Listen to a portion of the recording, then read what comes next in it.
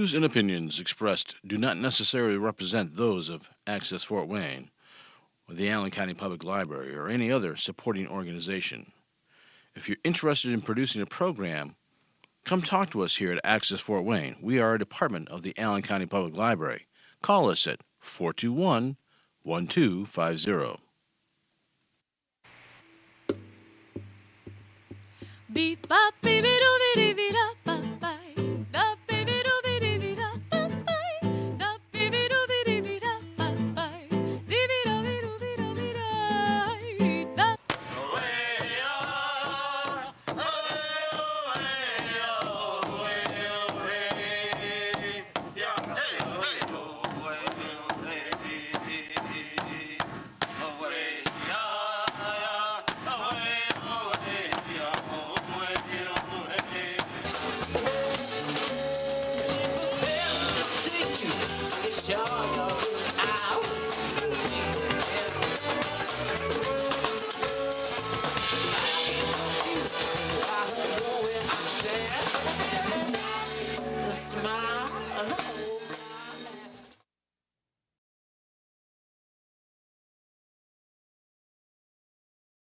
It's the 65th annual Mizpah Shrine Circus. Come on, everybody, let's go to the circus.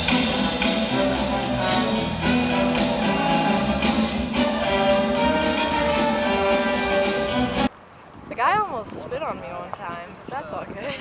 Really? Yeah. For holding up a sign saying that animals are abused? Oh, that's great.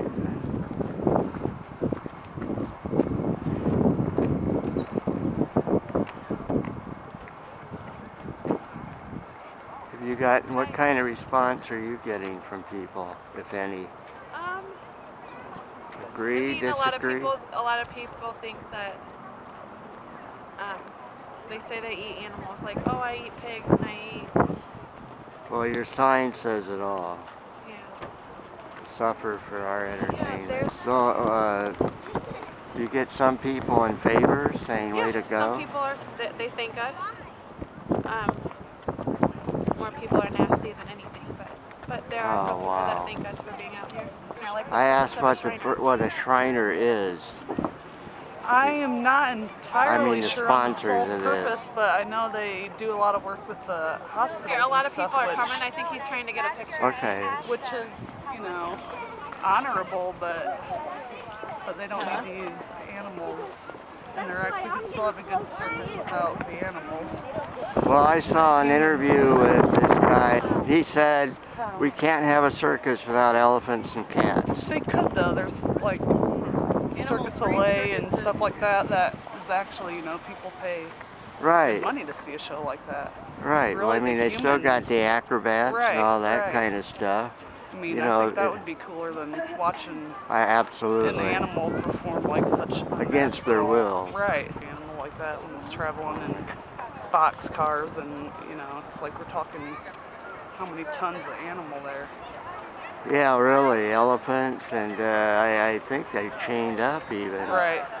To keep them obedient and in their place and from escaping, and I commend you guys for doing this. Thank you. Really standing out here. Good to hear that. Yeah, you should come next year. I will. What's your name? Just give me your first name. Lori. I'm Bridget.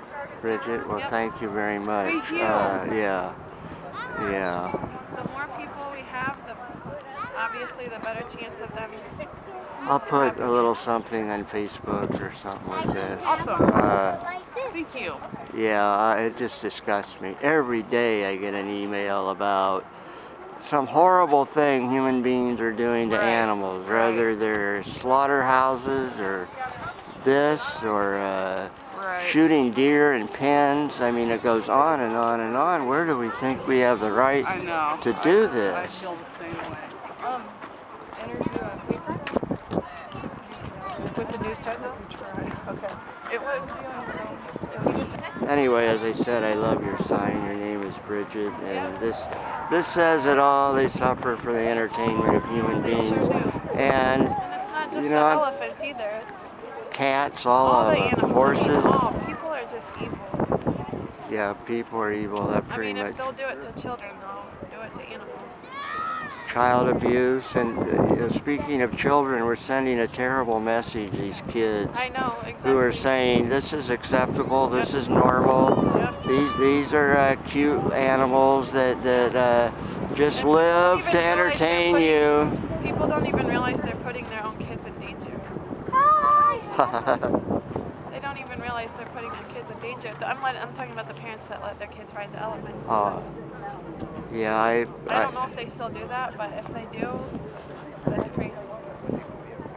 Last time I came to the circus, which was probably here 10 years, maybe 8 years ago, they had elephant rides. So I said, what gives human beings, what's in our minds that we think we have the right to do all this terrible stuff? I've been out here over the weekend. I wasn't able to do it throughout the week, but I've been here over the weekend. But there's been protesters every day. Every day, yeah. It says elephants are nice.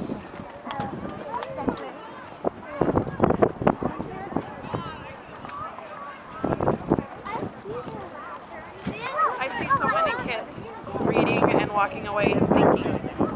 Yeah, I know it.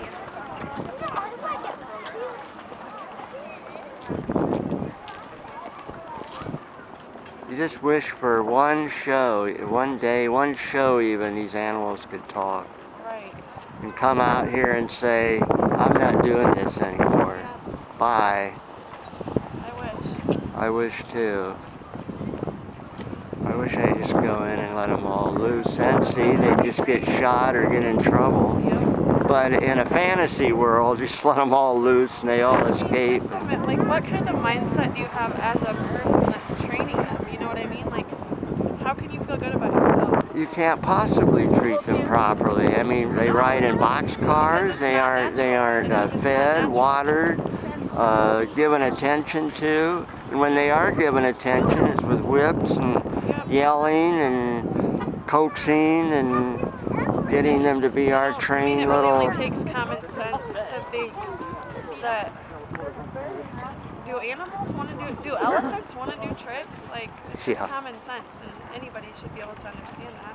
I yearn for the day when human beings are trained by elephants. God, that would be good. Elephants. Yeah, wouldn't that be great? Man, we hunt animals, we eat them, Anyway. There's a difference between the circle of life and, I eat animals, I'm not going to say I don't, but what I'm talking about is torturing them to do tricks. That's not the same thing. Not to me. Yeah, and totally against their will. Right. You know, and you say, well, animals can't speak. They can. Not with words, but anybody with common sense can tell an animal. You know, I think it's because I have pets. That's one reason. I think of how horrible it would be for them to be trained and taken out of the house and put in here. You should watch that, though, that Apology to Elephants. It's like an hour long, but it shows how they take them as babies and break them down. Like, they take them away from their parents right at an early age and start to break them down. And it's terrible. Sandy Reed. Sandy, nice to meet you. And this is my grandson, Noah. Well, hi, Noah. Tell him hi. Hi. Hey, you guys are great to be out here. Thank you. And I love to see a kid your age here because so many kids are coming in and you're helping to tell people this isn't right, especially kids your age. Absolutely. Who We're just come trying here to bring awareness and to involved in the training of these animals. Training, the performing against their will. The traveling around, the conditions that they're kept in, the fact that they're ripped from their mothers at such a young age, their spirits are broken, they're beaten to perform these unnatural acts, and I don't understand how so many people can be so ignorant to the facts of what happens in these animals' lives. The people walking by us have nothing but rude comments. That's terrible. I mean, it's one thing to come here, another thing to make fun of somebody that's trying to stand up. Insults, and I think it comes from the fact that on some level they know what they're doing is wrong. They're perpetrating, they're keeping it going. They're, They don't want to be reminded. You're the reminder, so they take it out on you. That there's a distinction between what you're doing, protesting animals being used for the entertainment of human beings against their will in horrible conditions, and a circus. And I saw an interview with the Shriner wearing that silly hat. I'm not a fan of Shriners for doing this circus. I mean, I'm a fan of them, but circus, like you said, is great. He said you can't have a circus without elephants and cats. You can. Talk to Ringling Brothers. Absolutely. Talk to Barnum and Bailey. Absolutely. Talk to the Cirque du Soleil. They're a huge moneymaker. They don't have animal acts. They're not necessary. I think that says it all. They're not necessary. That was a rationalization. Maybe it helps them make money here. Well, and research the Shriners. 3% of the money they raise goes to any charitable organization. They're one of the worst charities in the world. 3% of what they raise? 3% goes to any charitable organization, goes to anything with the hospital. They try to say that they're this huge money-making charitable organization. Research who you're giving your money to. Oh my gosh, I am not a fan. Go to what you think it goes to. So people need to be aware of what they're doing and what their actions are doing. So 3% of their... Research it. I'm not pulling No, I'm sure you're not. No, I'm telling your audience. Yeah. Research where you're giving your money to. Research the Shriners. Research, Google how to train an elephant and witness what these animals go through. And there's another lady told me they're ripped from their mothers, their babies. When they're babies. Their feet are bound, they're chained short, they gotta have their spirits broken before they can even begin to train them. Think it's what, absolutely appalling. And human beings go out and do this of their own free will. Absolutely. Take these animals, it's horrifying. We might as a species be the most reputable of them. I believe we are. You know, there's wonderful people like you two. But overall, I just lose more faith every day. Absolutely. But you know, you have to keep looking for the good. You have to look for the good always. And if everybody would just try to help their corner of the world be a better place, we could make a difference. Well, that's well said, and that's why I came out here. I mean, I figured... I spoke to you yesterday, didn't I? No, I wasn't here yesterday. You weren't here yesterday? I thought you were the gentleman I talked to yesterday.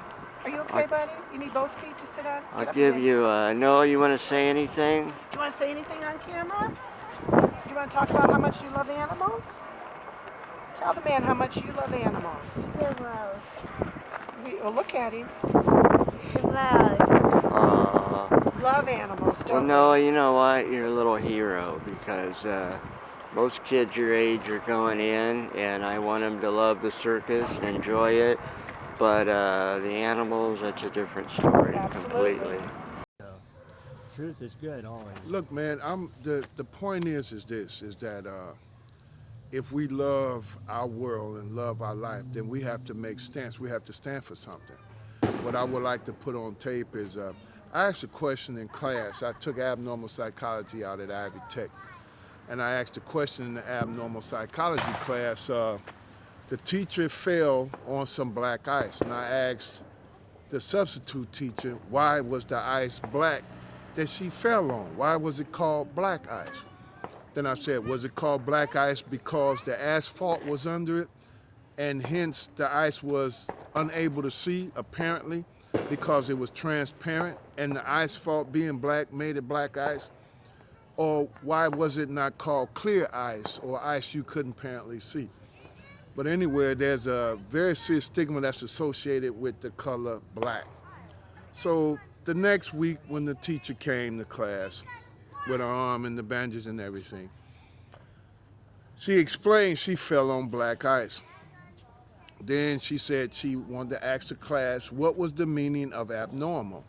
And Becky had purple hair and red sunglasses. She said, class, in the example of Becky being purple hair and red sunglasses, how is she to be viewed in the conservative society? Then one of the other kids raised their hand and said she's probably to be looked at as different, strange, discriminated against. And then she said, class, are there any more examples of things that would cause people to be discriminating against you? And I raised my hand and I said, the way the term black is used in society. And she said, we're not gonna have that. She reprimanded me in a very stern voice, like I was a 6th grader or something. And I asked her a simple question. Did you not ask me to give an example about the use of the word black and how it's being used in terms of creating animosity and hate and prejudice and fear? And when I did that, then she got very loud and I asserted my position and the question asserting that you asked me to present the question. I wasn't angry or irate. I was assertive though, and I'm not 6th grade, so I don't need to be spoke to. I'm at least as old as she is.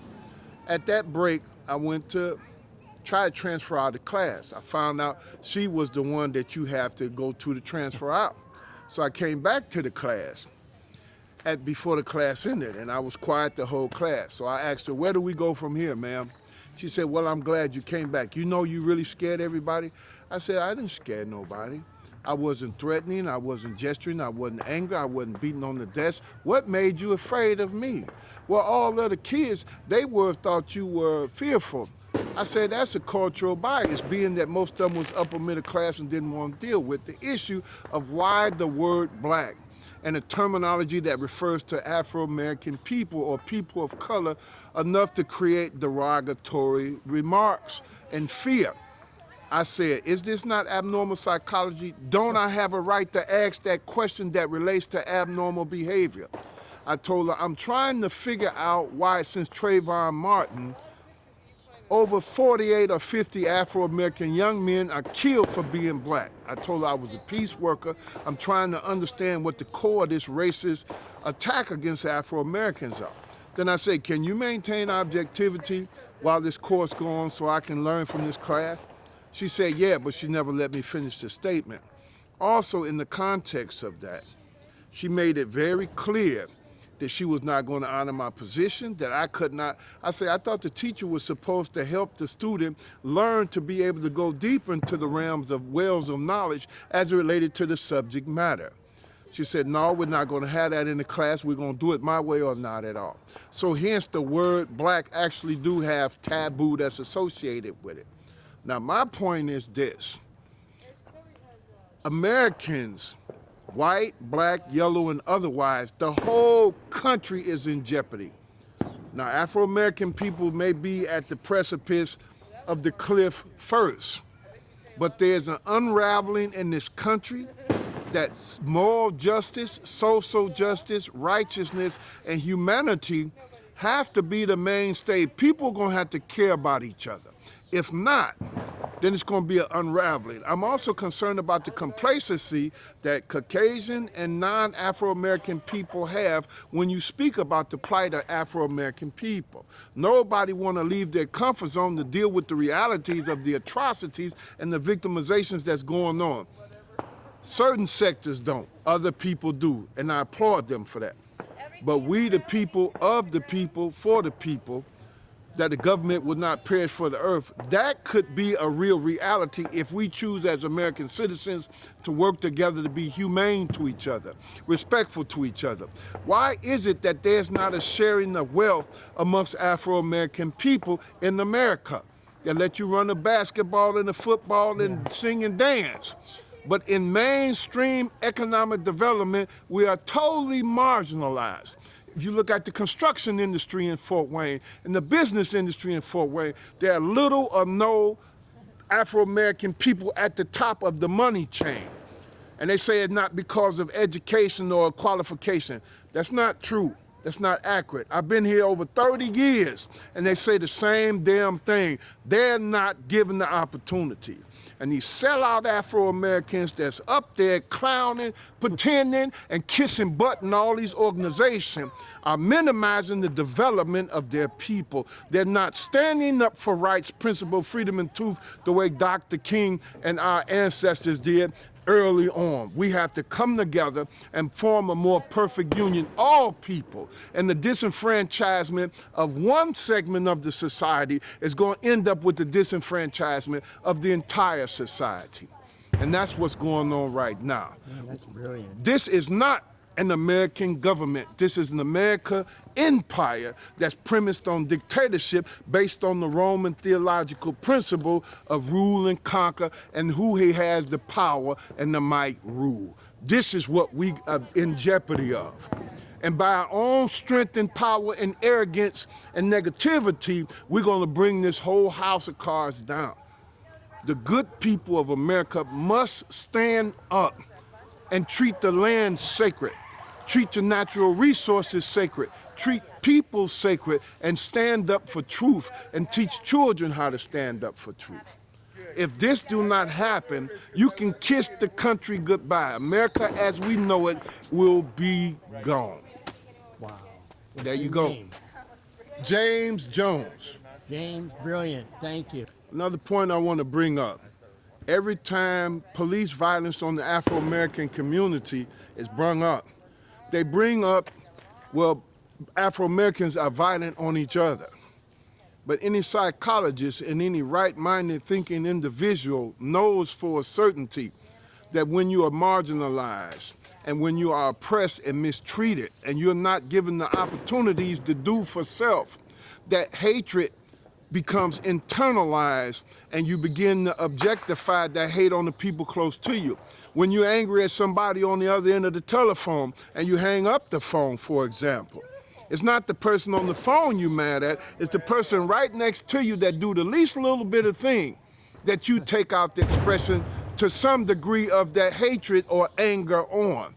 And it is a marginalization to say that we don't have to respect killing you because you kill yourselves. We're killing ourselves because we're sick and we're broken and we're caught in a cycle of violence that's the result of not being able to function our intuitive drives, our knowledge drive, our principle drive, our life drive, our health drive, our business drive, our home drive. All of these drives have been stagnated, so we're not able to build a healthy self.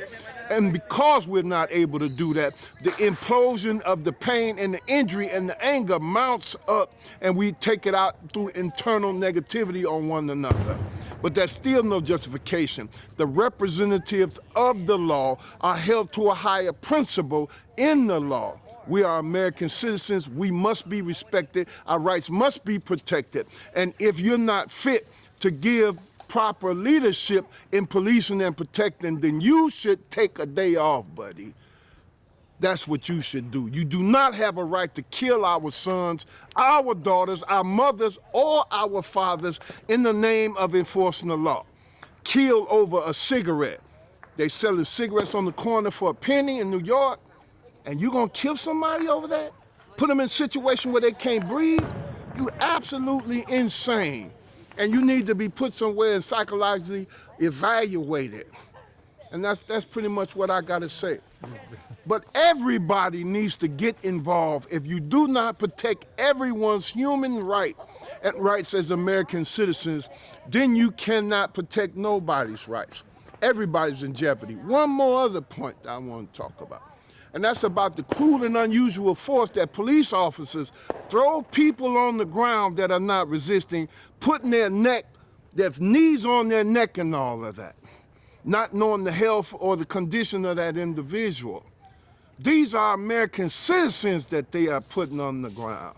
Now, why would they do that to American citizens? They are debasing our rights. We have a right to walk around and to do business under the Constitution of the law of the United States of America, and we are protected under that law. So why are we being mistreated? Why are we being mistreated and police are being excused? God himself is not going to permit this to go on. And I'm done on that one.